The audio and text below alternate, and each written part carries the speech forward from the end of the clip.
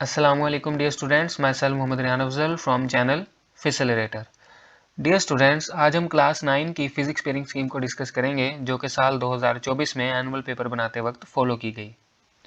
तो dear students, चलिए start करते हैं। हमारा जो पेपर होगा वो टोटल 60 मार्क्स का होगा।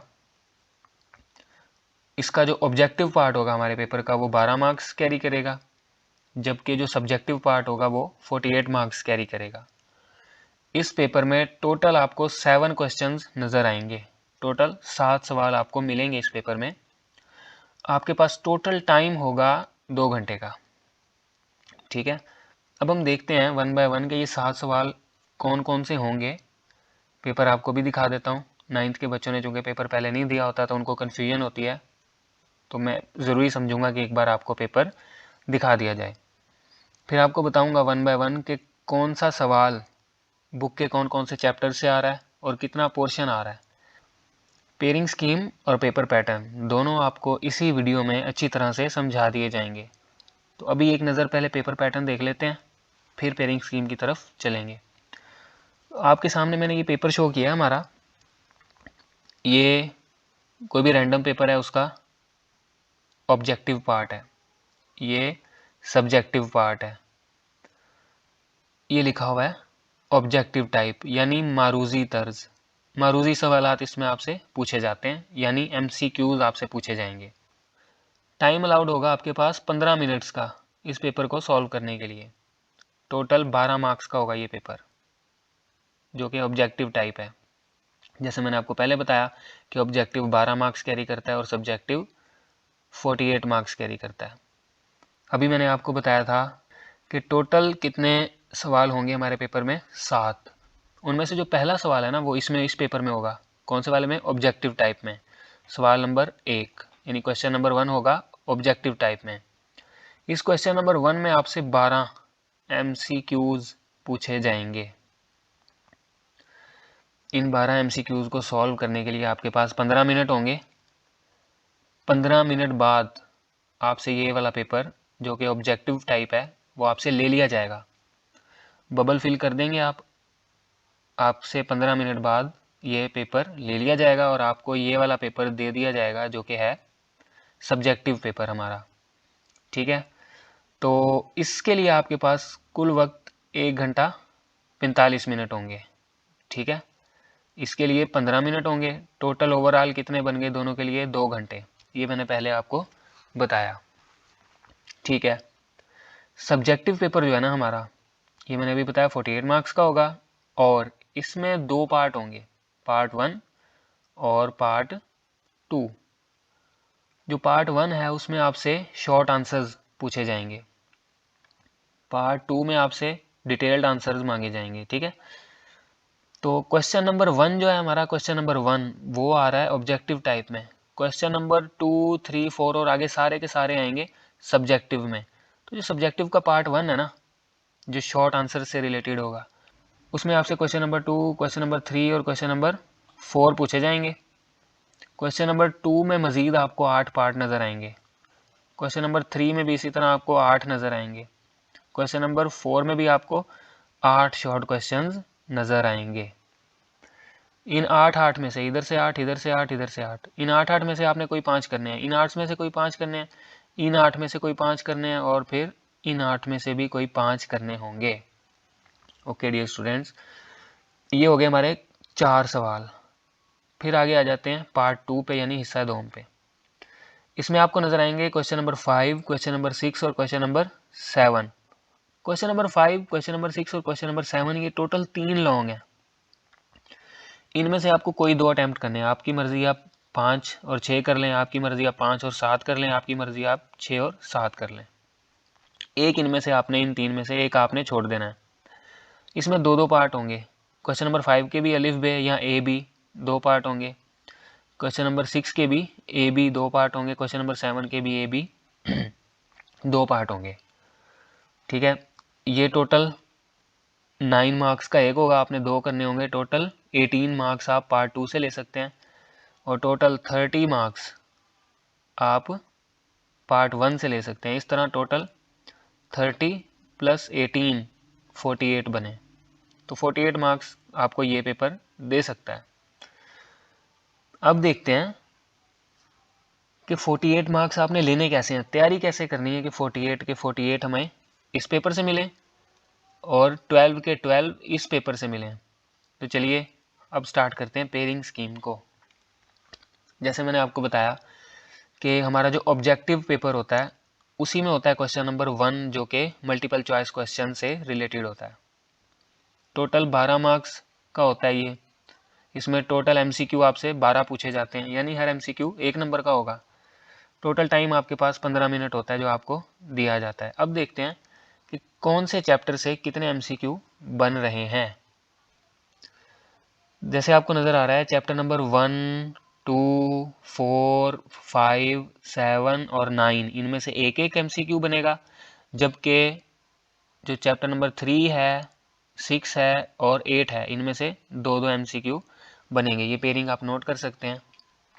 क्वेश्चन नंबर 1 हमने देख लिया कि एमसीक्यू कितने कौन से चैप्टर से बनेंगे। अब देखते हैं क्वेश्चन नंबर 2 को, जो कि होगा सब्जेक्टिव पार्ट में।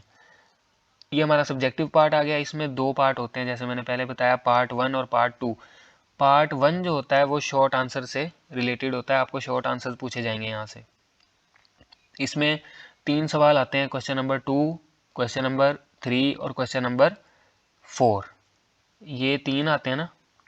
क्वेश्चन नंबर 1 हो गया आपके ऑब्जेक्टिव पार्ट में और बाकी 2, 3 और 4 होंगे आपके सब्जेक्टिव के पार्ट 1 में, जो कि शॉर्ट आंसर से रिलेटेड होंगे।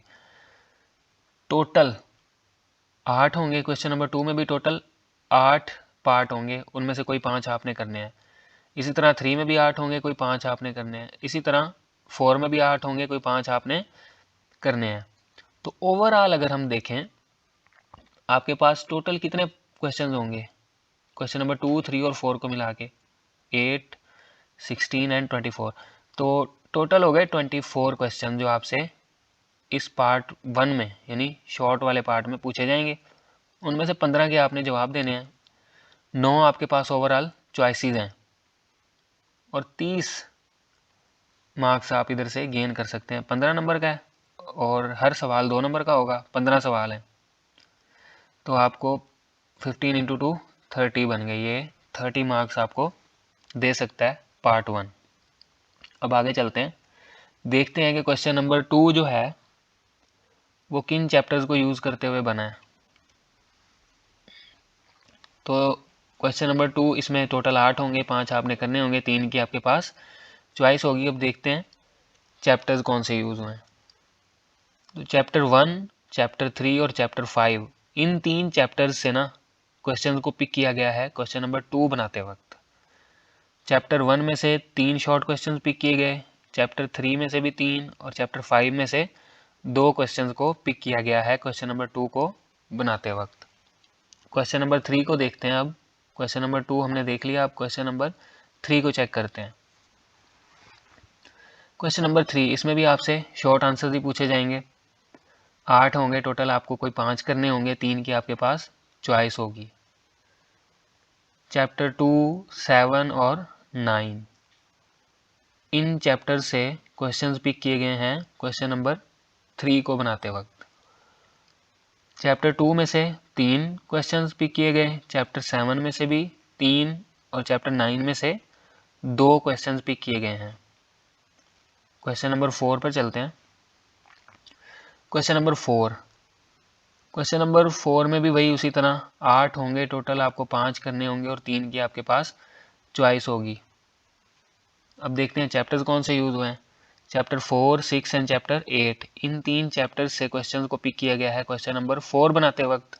चैप्टर नंबर 4 से 3 शॉर्ट क्वेश्चंस को पिक किया गया, चैप्टर 6 से भी 3 और चैप्टर 8 से 2 शॉर्ट क्वेश्चन पिक किए गए क्वेश्चन नंबर 4 को बनाते वक्त। ये हो गया हमारा पार्ट 1।